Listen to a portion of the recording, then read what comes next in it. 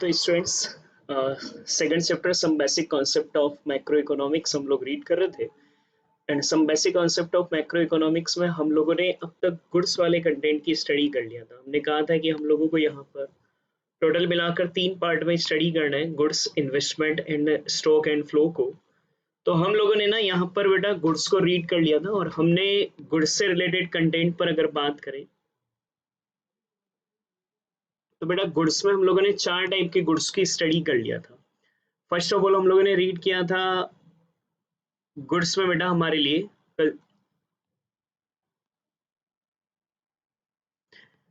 Final goods and intermediate goods and consumer goods and capital goods को हम लोगों ने रीड किया था। तो ये गुड्स का सारा कंटेंट हम लोग जितने भी क्वेश्चन बन सकते हैं वो सारे क्वेश्चन हम लोग देख चुके हैं। अब जो हम लोग स्टडी करेंगे ना वो हमारे लिए रहेगा बेटा इन्वेस्टमेंट से रिलेटेड। आज हमारा जो स्टडी का पॉइंट होगा वो रहेगा इन्वेस्टमेंट से रिलेटेड। एंड इन्वेस्टमेंट में भी हम लोग 4 टाइप के इन्वेस्टमेंट को रीड करेंगे। 4 टाइप के इन्वेस्टमेंट होंगे जिनको कि हम लोगों को स्टडी करना होगा। तो इन्वेस्टमेंट में हम लोग एक तो स्टडी करेंगे fixed investment and inventory investment.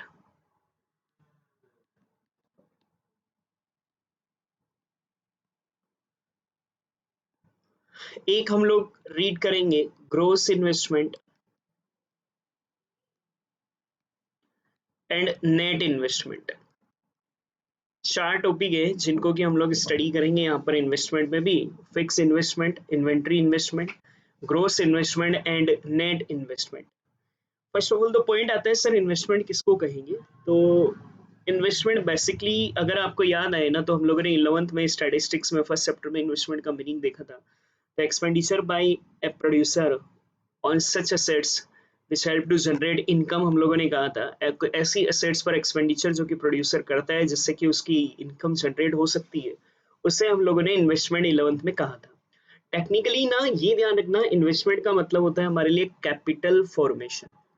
Capital formation, आप लोगों ने कितना कैपिटल बनाया है ड्यूरिंग द ईयर, इस साल आप लोगों ने कितना नया कैपिटल फॉर्मेट करा है, उससे टेक्निकली इन्वेस्टमेंट कहा जाता है। इन्वेस्टमेंट स्ट्रेट फॉरवर्ड बेटा हमारे लिए कैपिटल फॉर्मेशन से मीनिंग होगा। तो स्ट्रेट फॉरवर्ड आपने ये ध्यान रखना है कि हमने इस साल पर्टिकुलर ड्यूरिंग द ईयर 1 अप्रैल से लेकर 31 मार्च तक हम लोगों ने कितना कैपिटल जनरेट किया है, कितना कैपिटल हम लोगों ने एक्स्ट्रा बनाया है, उस कैपिटल फॉर्मेशन को हमारे लिए इन्वेस्टमेंट बोला जाता है। तो इन्वेस्टमेंट 4 टाइप के हम लोग रीड करेंगे, fix investment, inventory investment, gross investment and net investment. सबसे पहला टॉपिक बेटा हमारे लिए रहेगा इन्वेस्टमेंट किसको कहते हैं। तो इन्वेस्टमेंट का मतलब बेटा हमारे लिए कैपिटल फॉर्मेशन, और कैपिटल फॉर्मेशन को ही हम लोग कितना स्टॉक में चेंज है, टेक्निकली इसको ऐसा बोलते हैं increase in the stock of capital. Stock of capital during the year आप लोगों के लिए कितना इंक्रीज हुआ है, उससे हम लोग इन्वेस्टमेंट कहते हैं। इस पूरी लाइन को ही हम लोग शॉर्ट में ना कैपिटल फॉर्मेशन बोलते हैं। तो फॉर्मेशन का मतलब होता है नया कितना बनाया, नया बनाने का मतलब इंक्रीज कितना हुआ। तो ड्यूरिंग द ईयर आप लोगों के यहाँ पर स्टॉक ऑफ कैपिटल कितना इंक्रीज हुआ है, उससे हम लोग यहाँ पर इन्वेस्टमेंट कहते हैं। इन्वेस्टमेंट को आई से डिनोट करते हैं और इसका फॉर्मूला हमारे लिए डेल्टा के होता है। डेल्टा के का मतलब होता है बेटा हमारे लिए change in capital. Change in capital, capital में कितना चेंज आया, चेंज इन कैपिटल बोल सकते हैं इसको हम लोग ना। Increase in stock of capital, increase in stock of capital during the year बोल सकते हैं। इसी को ना बेटा हम लोग कैपिटल फॉर्मेशन भी बोल सकते हैं। ये हमारे लिए बेटा इन्वेस्टमेंट कहलाता है। तो बेसिकली हम लोगों ने इन्वेस्टमेंट का मीनिंग बोला ना, increase in stock of capital during the year. Increase in stock of capital during the year, उससे हम लोग इन्वेस्टमेंट कह रहे हैं। तो टेक्निकली आप ना इन्वेस्टमेंट को ऐसे भी निकाल सकते हैं, investment equal to stock of capital, stock of capital at the end of year. साल के अंत में कितना स्टॉक ऑफ कैपिटल है, माइनस हम लोग इसमें से कर देते हैं stock of capital, stock of capital at the beginning of year, at the beginning of year साल के शुरू में कितना स्टॉक ऑफ कैपिटल था। देखो ध्यान से समझो, इन्वेस्टमेंट का मतलब होता है कि इस साल आपने कितना नया कैपिटल बनाया। तो हम लोग इसको डिफाइन ऐसे करते हैं कि investment is a capital formation, investment is a change in capital, investment is a increase in stock of capital during the year.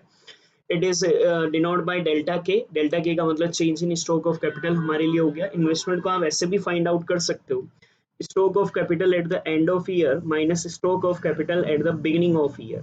Stock of capital at the end of year, मान लीजिए हमारी पूरी country में ना stock of capital at the end of year बेटा हमारे लिए एक मान लीजिए 5 करोड़ है, और eight the beginning of year बेटा स्टॉक ऑफ कैपिटल 1 करोड़ था।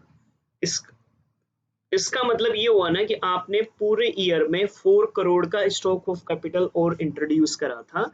ये 4 करोड़ हमारे लिए इस करंट ईयर का इन्वेस्टमेंट होगा। तो देखो इन्वेस्टमेंट का डिफाइन क्या करोगे बेटा हमारे लिए, stock of refer to increase in the stock of capital during the year. It is also called capital formation. इस पूरी लाइन को ही कैपिटल फॉर्मेशन शॉर्ट में हम लोग बोलते हैं। इसको हम लोग आई इक्वल टू डेल्टा के बोल सकते हैं। आई का मतलब इन्वेस्टमेंट होगा, डेल्टा के का मतलब चेंज इन कैपिटल होगा। इन्वेस्टमेंट के मेन 2 कंपोनेंट हो गए बेटा हमारे लिए, fix investment and inventory investment. तो फिक्स इन्वेस्टमेंट क्या होगा, इन्वेस्टमेंट का मीनिंग ध्यान रखना। इन्वेस्टमेंट का मीनिंग कहा था ना, increase in stock of capital during the year is called investment. तो increase in stock of fixed assets during the year is called बेटा हमारे लिए यहाँ पर फिक्स इन्वेस्टमेंट। प्रोड्यूसर के पास करंट ईयर में फिक्स इन्वेस्टमेंट में बोले तो फिक्स असेट्स में कितना चेंज आया है, कितना इंक्रीज हुआ है, उससे तो बोलते हैं फिक्स इन्वेस्टमेंट। और उसकी इन्वेंट्री में, इन्वेंट्री का मतलब रॉ मटेरियल में कितना बेटा इंक्रीज हुआ है पूरी कंट्री के सारे प्रोड्यूसर के पास, उससे बोलते हैं इन्वेंट्री इन्वेस्टमेंट। तो बेटा ना फिक्स इन्वेस्टमेंट तो हमारे लिए हो गया बेटा, जो फिक्स असेट्स में हमारे लिए इंक्रीज हुआ है प्रोड्यूसर के पास, वो फिक्स इन्वेस्टमेंट कहलाएगा। इसको भी हम लोग ऐसे निकाल सकते हैं, अगर मैंने इन्वेस्टमेंट को कहा ना stock of capital at the end of year minus stock of capital at the beginning of year, तो ना मैं अगर फिक्स इन्वेस्टमेंट की स्टडी करना चाहूँ कि मेरी कंट्री में कितना fix investment during the year हुआ है, तो fix investment is equal to हम लोग ऐसा बोल सकते हैं, fixed assets of producer at the ending of year, और माइनस हम लोग कर देंगे बेटा यहां पर fix assets of producer at the beginning of year.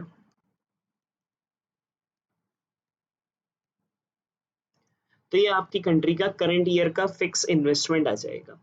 मान लीजिए हमारी कंट्री के सारे प्रोड्यूसर के पास साल के बिगिनिंग में बेटा फिक्स असेट्स था 10 करोड़ रुपए का मान लो, और एंड में हो गया बेटा हमारे लिए सॉरी एंड में था 10 करोड़ का, बिगिनिंग में था 8 करोड़ का।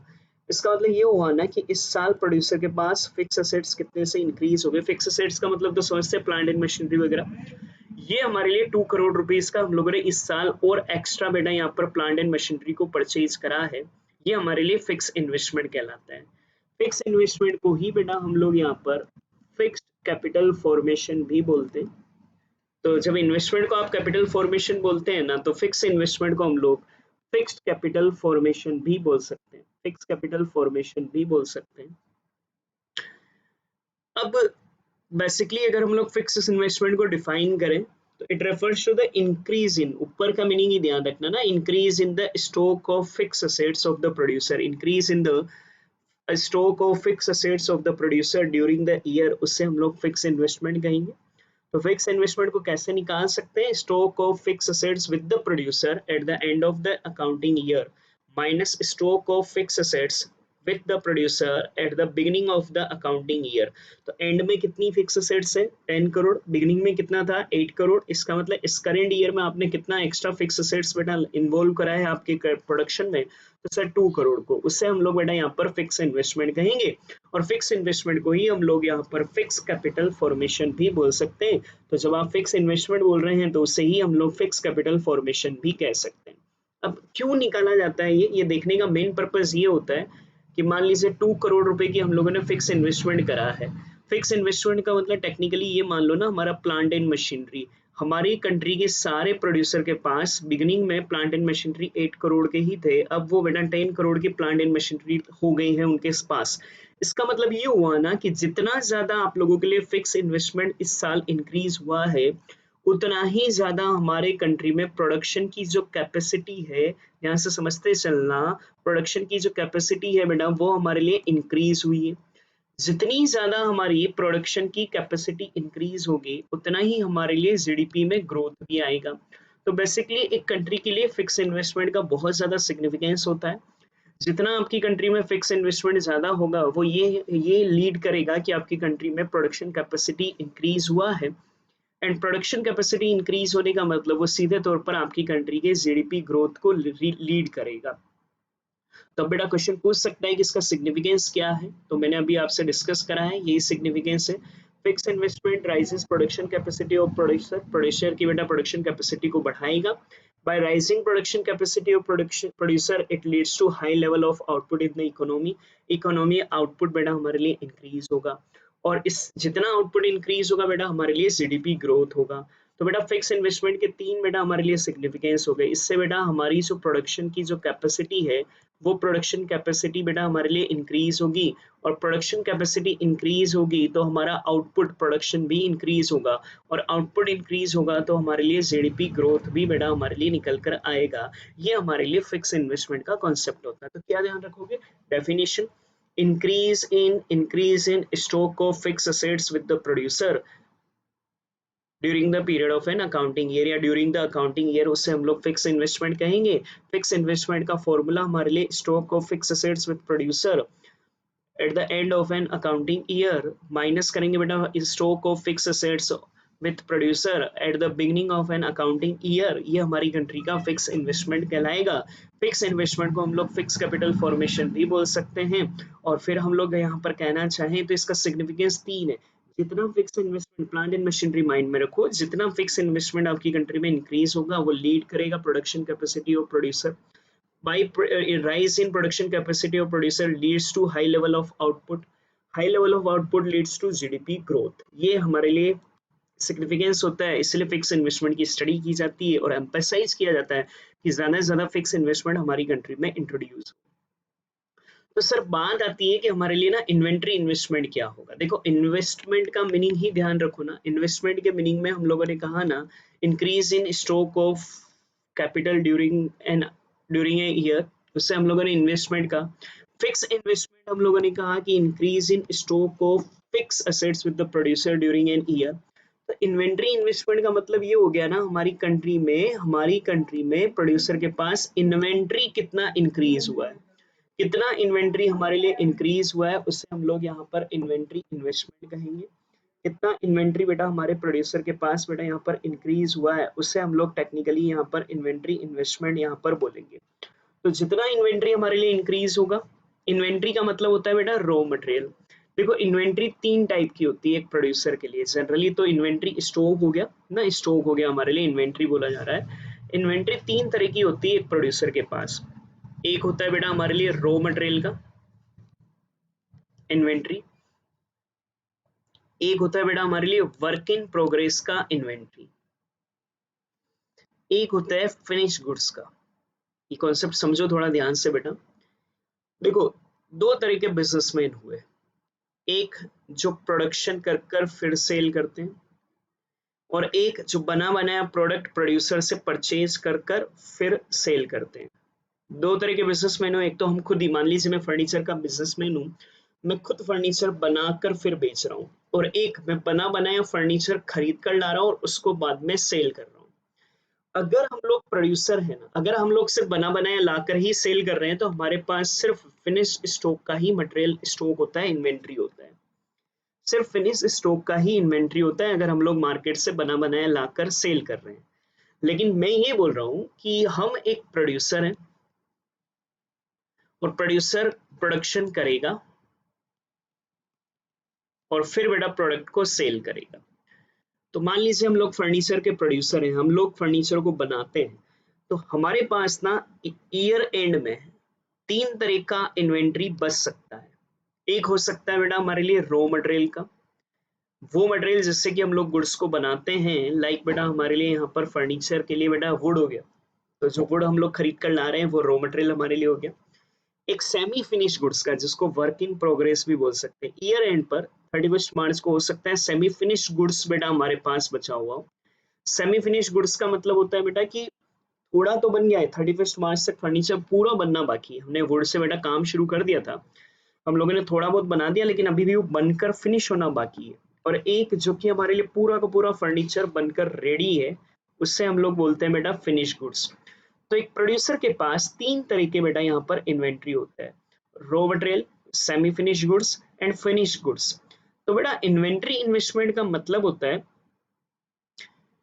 Raw material plus semi finish goods plus finish goods at the end of the year, और माइनस बेटा हमारे लिए raw material, semi finish goods and finish goods at the beginning of the year. साल के शुरू में ये कितना हमारे पास था, तो इन दोनों को एंड में हमारे पास ये तीनों मिलकर इतना हुआ, और बिगिनिंग में हमारे लिए तीनों इतना था। इन दोनों का जो डिफरेंस आएगा उससे ही हम लोग हमारा करंट ईयर का इन्वेंट्री इन्वेस्टमेंट कहेंगे। तो इन्वेंट्री इन्वेस्टमेंट बेटा हमारे लिए बेसिकली इन्वेंट्री में होने वाला चेंज या इन्वेंट्री में होने वाला इंक्रीज हमारे लिए इन्वेंट्री इन्वेस्टमेंट होगा।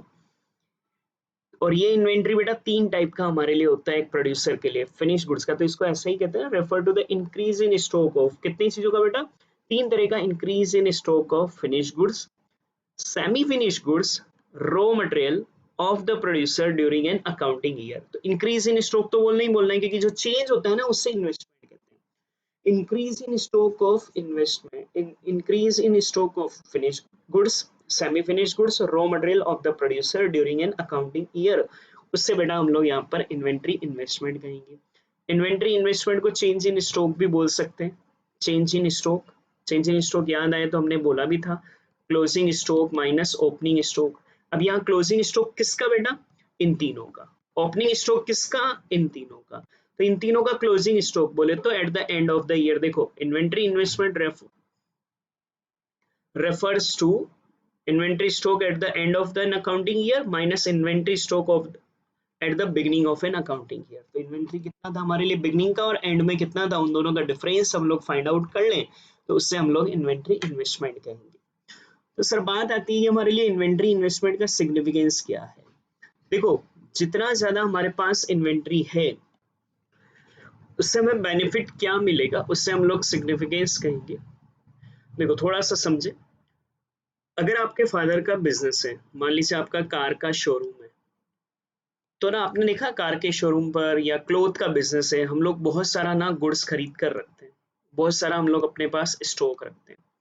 इस स्टॉक को रखने का मेन मकसद हमारे पास क्या है, हम इसी का सिग्निफिकेंस रीड करना चाह रहे हैं।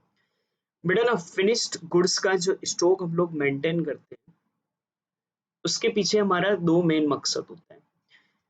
एक, जब भी हमारे फ्यूचर में डिमांड हो हम उस डिमांड को बहुत आसानी से फुलफिल कर पाए। जब भी हमारे लिए डिमांड हो, हम हमारी दुकान पर गुड्स इसीलिए तो रखते हैं। मान लीजिए बेटा हमने हमारी शॉप पर, किसी भी शॉप पर चले जाए, मान ली किराने की भी दुकान हो, तो ऐसा तो होता नहीं है कि शक्कर अगर कल के दिन में 5 किलो बिकेगी तो हम हमारी दुकान पर 5 किलो ही रखते हैं। एक बोरी भरकर हम लोगों ने शुगर रख रखी है। इसके पीछे मकसद क्या है ना, कि जिस भी दिन ग्राहक आए, किसी को नहीं पता ना कस्टमर किस दिन आ जाए और क्या मांग ले, जब भी वो हमारी शॉप पर आए हम उसकी डिमांड को फुलफिल कर पाए, इसीलिए हम हमारे यहाँ स्टॉक रखते हैं। और एक मकसद होता है अनइंटरप्टेड सप्लाई चेन हमारी बनी हुई रहे। प्रोड्यूसर जो फिनिश गुड्स बनाकर रखता है ना, वो मकसद यही रहता है कि जब जिसने मांगा हम लोग सप्लाई कर पाए। प्रोड्यूसर बेसिकली होलसेलर को बेचते हैं, होलसेलर रिटेलर को बेचते हैं। तो हम बहुत सारा बनाकर, मारुति ने बहुत सारी कार बनाकर ऑलरेडी स्टॉक में रख रखी होगी कि जब भी जिस शोरूम से आ जाए हम लोग वहां पर सप्लाई कर पाए। फिनिश स्टॉक का स्टॉक मेंटेन करने का दो मेन मकसद होता है, फ्यूचर में जब भी डिमांड हमारे लिए क्रिएट हो हम उस डिमांड को फुलफिल कर पाए, ये हमारा एक ऑब्जेक्ट होता है। और सेकंड ऑब्जेक्ट हमारे लिए ये रहता है कि जब भी बेटा हमारे लिए सप्लाई चेन हमारे लिए प्रॉपर क्रिएट करती रहे, इसलिए हम लोग बेटा यहाँ पर फिनिश स्टॉक को मेंटेन करते हैं। रॉ मटेरियल का हम लोग हमारे यहाँ स्टॉक इसलिए रखते हैं, रीजन ये रहता है बेटा, देखो प्रोड्यूसर भी गुड्स को बनाने के लिए जो रॉ मटेरियल काम में लेता है, ये रॉ मटेरियल वो हो सकता है किसी थर्ड पार्टी से परचेज करता हो, किसी थर्ड पार्टी से परचेज करता हो। ऑब्वियसली मान लीजिए मारुति है, मारुति ना जरूरी नहीं है कि टायर खुद बनाती हो, टायर का रबर खुद बनाती हो, मान लो ये रबर बेटा हमारे लिए रॉ मटेरियल है। तो ये ना, ये रबर मान लीजिए वो परचेज करता है या टायर ही परचेज करता है एमआरएफ से। तो हम लोग ना पूरी तरीके से डिपेंड है, मारुति डिपेंड है एमआरएफ पर, कि वो एमआरएफ जब बेटा टायर देगा तो ही तो हम लोग बेटा उस रॉ मटेरियल से हम लोग हमारी कार बनाकर तैयार करेंगे। अगर टायर आए ही ना एमआरएफ से तो हम लोग कार बना ही नहीं पाएंगे। अनसर्टेनिटी से बचने के लिए हम लोग क्या करते हैं, हमारे पास बहुत अच्छी यूनिट में रॉ मटेरियल अपने पास स्टॉक में रखते हैं कि कभी इन फ्यूचर कोई अनसर्टेनिटी आए तो हमारी डिपेंडेंसी रॉ मटेरियल सप्लायर पर कम से कम रहे और हम लोग आसानी से हमारे पास एक अच्छा स्टॉक अवेलेबल रहे, जिससे कि हम हमारा प्रोडक्शन कंटिन्यू रख पाए। ये हमारा मेन ऑब्जेक्ट बेटा सिग्निफिकेंस यहाँ पर इन्वेंट्री इन्वेस्टमेंट का होता है। तो इन्वेंट्री इन्वेस्टमेंट का सिग्निफिकेंस अगर हम लोग कहें तो क्या होगा बेटा, तो इन्वेंट्री इन्वेस्टमेंट के 3 सिग्निफिकेंस होंगे। पहला तो ये stock of raw material ensure uninterrupted supply of input to the producer, कि रॉ मटेरियल की बेटा हमारे लिए ना अनइंटरप्टेड सप्लाई बनी रहे, रॉ मटेरियल बेटा हमारे लिए अच्छी मात्रा में सफिशिएंट रहे ताकि हम लोग हमारा अच्छी तरीके से प्रोडक्शन कर सके। किसी समय कोई रॉ मटेरियल नहीं भी आया तो हमें हमारी फैक्ट्री को क्लोज नहीं करना पड़ेगा, हमारे पास रॉ मटेरियल का स्टॉक इनफ पड़ा होगा। वहीं पर बेटा हमारे लिए with enough stock of raw material, the producer can avoid day-to-day purchase from the market. हमें मार्केट से डे टू डे परचेज करने की जरूरत नहीं रहेगी। और फिनिश गुड्स का स्टॉक पड़ा हुआ है तो ये प्रोड्यूसर को ना फ्यूचर डिमांड को मीट करने के लिए अवेलेबल रहेगा। enables the producer to meet future demand to their product. जब भी कस्टमर आ गया हम लोग उसकी डिमांड को फुलफिल कर पाएंगे, ये हमारे लिए फिनिश गुड्स अवेलेबल कराता है। तो ये बेटा आप लोगों के लिए इन्वेस्टमेंट, अभी मैं यहाँ तक का एक बार रिवाइज करा दूं, फिर आगे का कुछ और पढ़ेंगे, वो आज यहाँ तक कंप्लीट करोगे फिर कल देखेंगे। तो इन्वेस्टमेंट का मतलब समझ में आ जाना चाहिए। इस साल आपने नया कितना इन्वेस्टमेंट करा है उससे इन्वेस्टमेंट कहते हैं। इस साल कितना करा है उससे कैपिटल फॉर्मेशन कहते हैं, या उससे हम लोग इंक्रीज इन स्टॉक भी बोल सकते हैं। इन्वेस्टमेंट को ऐसा बोलते हैं to increase in the stock of capital during the year, इसको हम लोग कैपिटल फॉर्मेशन भी बोलते हैं। इन्वेस्टमेंट बेटा हमारे लिए डेल्टा के बोलते हैं, डेल्टा के का मतलब बेटा capital formation, change in capital हमारे लिए बोल सकते हैं। दो कंपोनेंट होते हैं, fix investment and inventory investment. Fix investment बेटा अगर हम लोग कहें तो it refers to the increase in the stock of fix assets of the producer during an accounting year, उससे हम लोग फिक्स इन्वेस्टमेंट कहेंगे। फिक्स इन्वेस्टमेंट बेटा हम लोग निकालने का फॉर्मूला देखो, ड्यूरिंग एन ईयर बोल रहे हैं ना, इसलिए एंडिंग में से ओपनिंग को लेस कर दो। तो फॉर्मूला हम लोग क्या बनाएंगे, stock of fix assets with the producer at the end of the year accounting year minus stock of fixed assets with the producer at the beginning of an accounting year, ये हमारे लिए fix investment हो जाएगा। Fix investment को बेटा हम लोग यहाँ पर फिक्स कैपिटल फॉर्मेशन भी बोल सकते हैं। इन्वेस्टमेंट को कैपिटल फॉर्मेशन बोलते हैं तो फिक्स इन्वेस्टमेंट को हम लोग फिक्स कैपिटल फॉर्मेशन भी बोला जाता है। फिर आता है कि इसका सिग्निफिकेंस क्या है, तो 3 सिग्निफिकेंस बेटा हमारे लिए होते हैं। जितना फिक्स इन्वेस्टमेंट होगा उतनी प्रोड्यूसर की प्रोडक्शन कैपेसिटी इंक्रीज होगी, प्रोड्यूसर की प्रोडक्शन कैपेसिटी इंक्रीज होगी तो हाई लेवल ऑफ आउटपुट आएगा, और हाई लेवल ऑफ आउटपुट आएगा तो जीडीपी ग्रोथ हमारे लिए होगी। फिर क्वेश्चन आता है बेटा इन्वेंट्री इन्वेस्टमेंट, तो इन्वेंट्री इन्वेस्टमेंट बेटा it refers to the increase in the stock of 3 तरह का, finish goods, semi finish goods, raw material of the producer during an accounting year, उससे हम लोग इन्वेंट्री इन्वेस्टमेंट कहेंगे। तो हम लोग ऐसा बोल सकते हैं ना कि फॉर्मूला क्या बनेगा, inventory stock at the end of the year minus inventory stock at the beginning of the year. तो ये चेंज हो जाएगा ना, इस साल इतना इन्वेंट्री हमारे लिए चेंज हुआ। इसके सिग्निफिकेंस क्या होंगे, रॉ मटेरियल आपके पास अगर सफिशिएंट मात्रा में है तो इससे बेटा आप लोगों के लिए अनइंटरप्टेड सप्लाई बनी रहेगी आप लोगों के लिए गुड्स की। साथ ही में रॉ मटेरियल अगर आपके पास सफिशिएंट मात्रा में है तो डे टू डे बेटा हम लोगों को मार्केट से परचेज नहीं करना पड़ेगा। साथ ही में बेटा हमारे लिए फिनिश स्टॉक अगर अच्छे सफिशिएंट क्वांटिटी में स्टॉक में पड़ा हुआ है तो ये एनेबल करता है कि हम लोग फ्यूचर डिमांड को मीट कर सकते हैं। जब भी बेटा कोई भी डिमांड आएगी हम लोग आसानी से पूरा कर पाएंगे, क्योंकि हमारे पास गुड्स बना बनाया रेडी है, आप तो आए हम आपको सप्लाई कर देंगे। यह आप लोगों का fix investment and inventory investment समझ में आया होगा बेटा। थ्योरी कंटेंट क्या हुआ, एक 1 मार्क्स का क्वेश्चन। इन्वेंट्री, इन्वेंट्री का मतलब जैसे अपने दुकान पर कितना स्टॉक पड़ा हुआ है। मैं क्या करता हूँ कि हर महीना टारगेट लेकर ना 1 महीने का स्टॉक स्पेयर में रखता हूँ। मैंने टारगेट लिया कि अप्रैल मंथ में बेटा मेरे 50 कार सेल हो सकती है, तो मैंने ना 50 कार्स बेटा अपने यहाँ पर स्टॉक में रखता हूँ। हर ईयर मैं अपने ना हर मंथ बेटा अपने स्टॉक में एक प्लान बनाकर रखता हूँ। मैंने प्लानिंग करा है कि मेरे इस मंथ का अप्रैल मंथ में 50 कार सेल होगा, तो मैंने 50 कार का स्टॉक अपने गोडाउन में रखा। ये जो मैंने गोडाउन में रखा ना, जो मैं प्लान कर कर रख रहा हूँ बेटा, उससे कहते हैं डिजायर्ड स्टॉक। बोलो क्या बोलते हैं? डिजायर्ड इन्वेंट्री हम लोग इसको बोल सकते हैं, जो कि प्रोड्यूसर प्लान कर कर रखता है कि इतनी डिमांड हो सकती है, उसके अकॉर्डिंग हम लोग रखते हैं। अब मान लीजिए इस अप्रैल मंथ में बेटा हमारे लिए 40 कार की ही डिमांड हुई, तो हमारे पास एक्स्ट्रा कितना बच गया बेटा? 10 कार। ये बचना नहीं चाहिए था ना, अगर 50 कार हम लोग रखते हैं और 50 की ही डिमांड हो जाती तो मेरे पास जीरो बचता। मगर मैंने 50 का प्लान करा, 40 ही सेल हुआ, तो 10 कार का जो मेरे पास बच गया उससे बोलते हैं अनडिजायर्ड इन्वेंट्री। तो क्वेश्चन कभी समझ में आया बेटा? कंटेंट को हमने क्या कहा है? Desired inventory and undesired inventory. जो हम प्लान कर कर अपने पास रखते हैं कि इतना हमारे लिए सेल होगा, उसके लिए हम लोग इतना स्टॉक अपने पास रख रहे हैं, इसको तो बोलते हैं डिजायर्ड इन्वेंट्री। और वो इन्वेंट्री बेटा जो कि हमारे लिए प्लान्ड नहीं है लेकिन फिर भी हमारे पास बच जाए, तो उससे हम लोग बोलते हैं अनडिजायर्ड इन्वेंट्री। बेटा इन्वेंट्री दो टाइप का हो गया, एक हो गया डिजायर्ड और एक होता है बेटा हमारे लिए अनडिजायर्ड। तो डिजायर्ड इन्वेंट्री प्लान्ड इन्वेंट्री कहलाता है, which is maintained by the producer to meet the future demand। Future demand को मीट करने के लिए हम लोग जो प्लान कर कर रखते हैं, उससे हम लोग बेटा यहाँ पर डिजायर्ड कहते हैं। और डिमांड कम होने की वजह से जो बच जाता है रेजिडुअल, उससे हम लोग बेटा यहाँ पर अनप्लान्ड अनडिजायर्ड इन्वेंट्री कहते हैं। तो ये होता है अनप्लान्ड इन्वेंट्री स्टॉक जो कि actual demand is lower than expected demand. हमने डिमांड माना था कि 50 कार का होगा, बट एक्चुअल बेटा 40 कार का ही हुआ, तो जो डिफरेंस आया ना, उससे हम लोग यहाँ पर बेटा अनडिजायर्ड इन्वेंट्री बोलेंगे। तो देखो दो तरीका हो गया बेटा हमारे लिए, एक तो desired and undesired inventory. Desired inventory बेटा हमारे लिए प्लान इन्वेंट्री स्टॉक है जो कि मेंटेन किया जाता है by the producer to meet the future demand. Undesired inventory stock refers to unplanned inventory. Unplanned inventory ये अराइज होता है बेटा एक्चुअल डिमांड क्योंकि लोअर है आपकी एक्सपेक्टेड डिमांड से। एक्चुअल डिमांड लोअर है बेटा हमारे लिए एक्सपेक्टेड डिमांड से, उसकी वजह से जो स्टॉक हमारे पास से बचेगा उससे हम लोग बेटा यहाँ पर अनडिजायर्ड इन्वेंट्री बोलेंगे।